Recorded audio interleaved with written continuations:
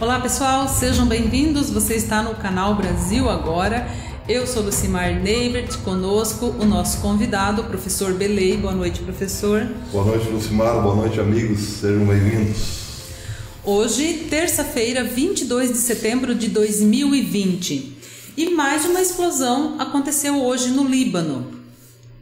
Um depósito de armas, isso foi noticiado no Jerusalém Post. Um depósito de armas do grupo islâmico xiita Hezbollah, apoiado pelo Irã, explodiu no sul do Líbano, disse uma fonte de segurança, ferindo várias pessoas e enviando uma nova onda de choque em um país que já luta contra sua pior crise em 3 décadas. A fonte de segurança disse que a explosão no depósito de armas enviou uma enorme coluna de fumaça preta para o céu e foi causada por um erro técnico. A estação de televisão Al-Manar, dirigida pelo Hezbollah do Líbano, disse que a causa da explosão no sul do Líbano nesta terça-feira ainda não está clara. A explosão abalou a vila de Aykana, no sul do Líbano, um reduto político do grupo, fortemente armado e politicamente poderoso que lutou em guerras com o vizinho Israel. A explosão abalou ainda mais a nação que luta com a sua pior crise desde a Guerra Civil de 1975 a 1990 e ainda se recupera de uma explosão no porto de Beirute que devastou a capital, matando pelo menos 190 pessoas. Desde a explosão em Beirute, em 4 de agosto, incêndios subsequentes no porto e em outras partes da capital causaram pânico em Beirute e no país, cuja economia está em colapso. Outra fonte de segurança disse que o Hezbollah instalou um cordão de segurança ao redor do local da explosão, cerca de 50 quilômetros ao sul de Beirute, e jornalistas foram impedidos de se aproximar da área. Não houve declaração imediata do Hezbollah, mas fontes de segurança disseram que houve vários feridos, sem fornecer números. Agora, o que me chamou a atenção aqui foi aqui no início da matéria, onde diz o seguinte: a fonte de segurança disse que a explosão no depósito de armas enviou uma enorme coluna de fumaça preta para o céu e foi causada por um erro técnico. Como assim, professor, um erro técnico? Aquelas bombas ali, então, o erro técnico são essas bombas ali. O que elas estavam fazendo ali? É estranho mesmo. Tá, tudo bem, uma justificativa para a explosão. Mas a justificativa para a explosão não é o que produziu, enfim, o que aconteceu de erro no local. É o fato do local servir para um depósito de bombas. É isso. O Hezbollah recebe armas do Irã e deposita essas armas junto da população civil. O que aconteceu no porto de Beirute foi isso, foi uma explosão, foi outro erro técnico, né? Sim, outro erro técnico. Havia lá um depósito enorme de explosivos, né? De explosivos que vieram da Ucrânia, inclusive, bombas, e o pessoal estava provavelmente tentando colocar adubo, amônio, né? Nas ogivas dos mísseis. Sim. Tá, e aconteceu um erro técnico. Outro erro técnico se repete. O que está acontecendo no Líbano? Erro técnico. Uma sequência de erros técnicos. Mas não se discute o porquê aquelas bombas estavam lá. Pois é. Não é erro técnico. O que causou a explosão é o que menos interessa nesse momento. É preciso saber, é preciso perguntar o que causou a chegada dessas armas, né? Por que elas estão lá? O povo libanês quer ter ali, dentro da sua área residencial, um depósito de armas que é potencialmente forte para destruir a cidade. Sim. A primeira explosão destruiu praticamente todo o centro de Beirute. Devastador, né? Sim, e a retaliação que virá. É claro que Israel sabe que mais cedo ou mais tarde terá que resolver o problema do Hezbollah. Só que como resolver o problema do Hezbollah sem atingir a população civil que se escudou? Eles estão infiltrados na população civil para dificultar a ação. Porque toda vez que a força de Israel procura um terrorista, ela acaba querendo ou não, prejudicando a população civil. Por quê? Porque os terroristas usam seu próprio povo como escudo. Assim acontece, por exemplo, na faixa de Gaza.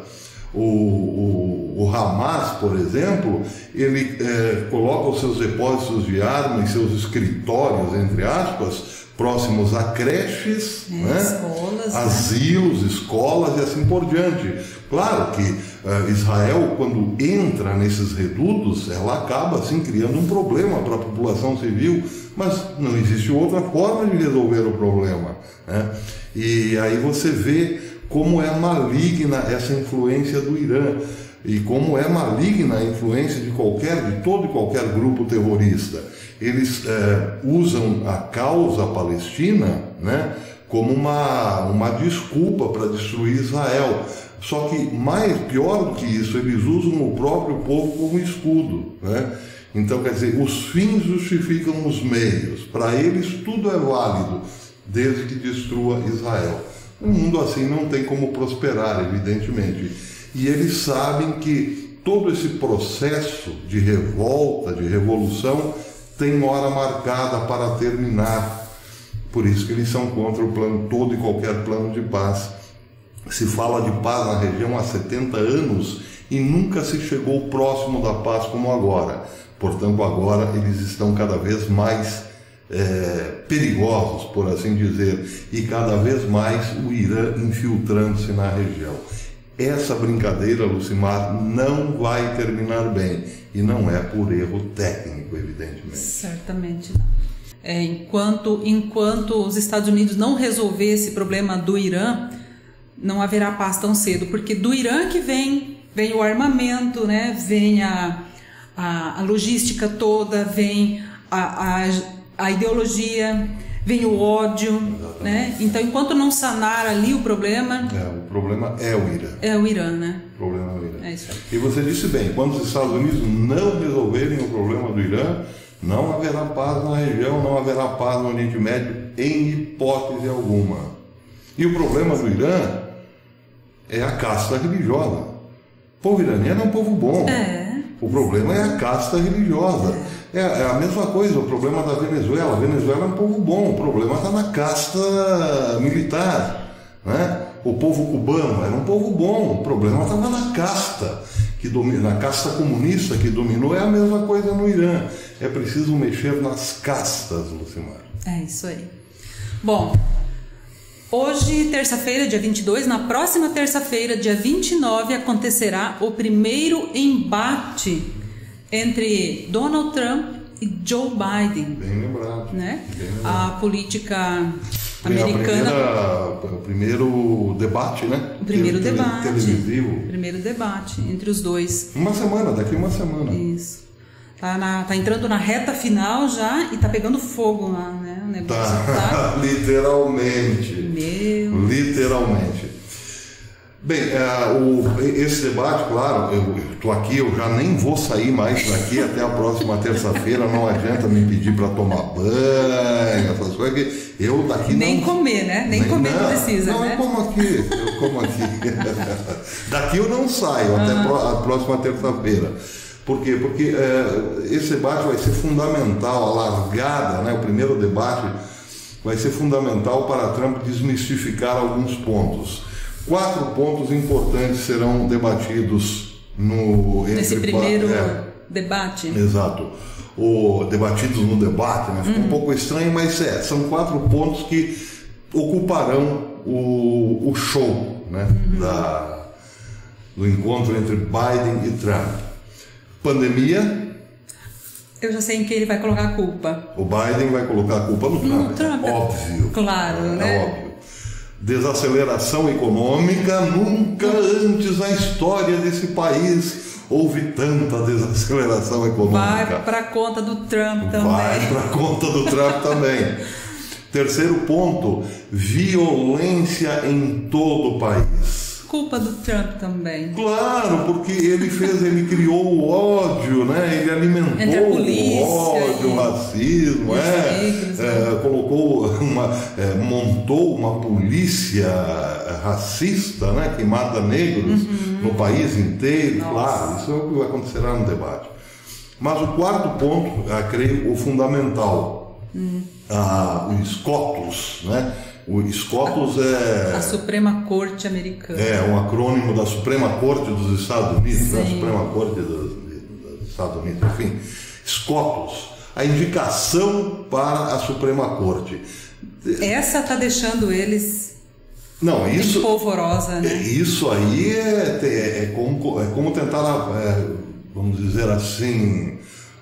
apagar incêndio com gasolina, né? Por aí. Mais ou menos isso, né? Eles estão furiosos porque Trump não pode colocar um juiz na Suprema Corte que venha a atrapalhar os 4 pilares do globalismo. Da nova ordem. Da nova ordem, né? Controle social, saúde pública, quer dizer, submeter o povo a, enfim, vacinas, controles MIS, né? Aborto, né? Claro, aborto e o clima, a questão climática. Esses são os 4 pilares que se assentam o globalismo, que depende muito de uma Suprema Corte coesa, em harmonia, né? Né? Harmonia. Inclusive, a filha de Hillary Clinton, a Chelsea Clinton, declarou num programa de televisão essa semana ontem, né, que o Donald... ela foi lá fazer um programa sobre um livro que ela lançou, um livro infantil. Engraçado que a família toda gosta desse viés, né? Infantil, Chelsea não foge à regra. Não fugiu. E daí, perguntada sobre política, isso foi no The View, perguntada sobre política, sobre a questão do aborto, ela se esquivou, não falou nada do aborto, mas rebateu com a questão da pandemia. 220 mil norte-americanos morreram por culpa de Trump. Ela não ia perder essa oportunidade, né? Mas depois se afirmou que Trump não pode indicar ninguém para a Suprema Corte, porque essas questões, como eu falei, o controle social, né? Eles chamam de liberdade social, mas deve ser lido ao inverso. Saúde pública, aborto e a questão climática sofrerão um duro golpe caso Donald Trump indique já um juiz e seja aprovado pelo Senado. E, inclusive, outra coisa que fará o debate pegar fogo é o seguinte: os democratas estão concentrando pessoas na frente da Casa de Juízes e Senadores para que não votem a indicação de Donald Trump até o fim do ano. Nossa, eles estão desesperados. Estão desesperados, mas estão acreditando que o golpe da eleição pelo correio dará resultado e Trump perderá a eleição. Eles têm um fio de esperança através disso. Então eles estão se apoiando, o debate vai ser basicamente sobre isso. A culpa de Trump pela pandemia, porque inclusive até o Xi Jinping já andou dizendo que a culpa é do Trump. Sim, verdade. A culpa do Trump pela desaceleração econômica, claro, porque não teve capacidade de controlar, de reverter ou fique em casa e deixa a economia para lá, né? E o problema da violência em todo o país, culpa do Trump, claro. E também a indicação. O senhor não pode indicar um juiz para a Suprema Corte, porque aí será o último prego no caixão da liberdade. Eu acho que eu li alguma coisa que até sábado ele vai indicar alguém. Até sábado, ele já tem o nome. Nós não vamos aqui apostar, mas certamente essa semana ainda sai a nomeação. Depois fica a cargo do Senado aprovar ou não, né? Votar a nomeação. É isso aí. Vamos aguardar. Como eu disse, eu não saio daqui. Daqui ninguém me tira, até o debate. Que beleza, eu fico de boa por lá, ninguém se mete em nada. Que bom, gostei dessa ideia. Você tem esse mundo que eu faço bagunça pela casa? Não, imagina. Ah, bom. Imagina, você é tão querido. Tão certinho, tudo tão organizadinho, né, com você. Eu sou tão querido. Pessoal, então vamos terminando por aqui. Eu quero mandar um abraço. Eu tenho que pegar o Frederico na escolinha. Já tá ficando tarde. Um abraço a todos, obrigada pela companhia. Deixem o like, inscrevam-se no canal quem ainda não é inscrito, acione o sininho e amanhã a gente volta. Se Deus quiser.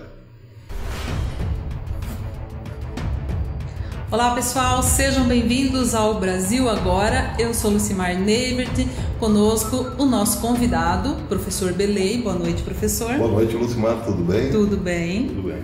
Boa noite, amigos, sejam bem-vindos. Desculpe, perdão, eu devo é que não mudou, as coisas mudaram muito daqui para frente. Ainda não mudaram, mas eu sei que eu devo diminuir menos espaço daqui para frente. Tô bonito, né? Sempre torta essas blusas. É gordo, minha filha. Gordo é como dizia minha avó, é foda. Aí. Agora. Vamos lá? Vamos lá.